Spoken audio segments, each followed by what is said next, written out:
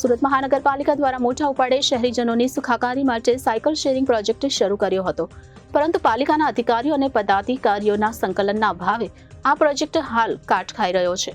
લીંબાદ વિસ્તાર ખાતે આવેલા નીલગિરી સર્કલ પાસે આવેલી સાયકલ સ્ટેન્ડમાં એસએમસીની સાયકલોની દુર્દશા જોવા મળી રહી છે. અહીં નજીકમાં જ ધારાસભ્ય સંગીતા પાટીલની ઓફિસ પણ આવેલી છે.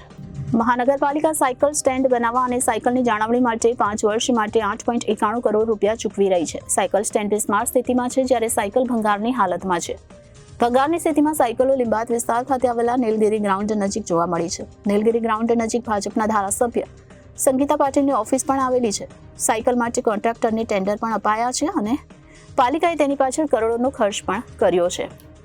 તો સુરત મહાનગરપાલિકા દ્વારા મોટા ઉપાડે શહેરીજનોની સુખાકારી માટે સાયકલ શેરિંગ પ્રોજેક્ટ શરૂ કર્યો હતો, પરંતુ પાલિકાના અધિકારીઓ અને પદાધિકારીઓના સંકલનના અભાવે આ પ્રોજેક્ટ હાલ કાટ ખાઈ રહ્યો છે.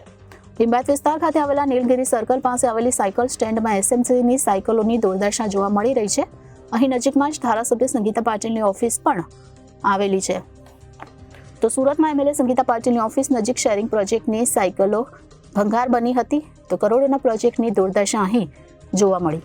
એક સાયકલ દીઠ 10,000 રૂપિયા ખર્ચ કરવામાં આવ્યા છે અને કરોડો રૂપિયા ચૂકવવામાં આવે છે. તેની દેખરેખ અને જાળવણી થતી હોય તેવું લાગતું નથી. સમગ્ર સુરત શહેરમાં 120 વિવિધ ડોકિંગ સ્ટેશન સ્થાપિત કરવામાં આવ્યા છે.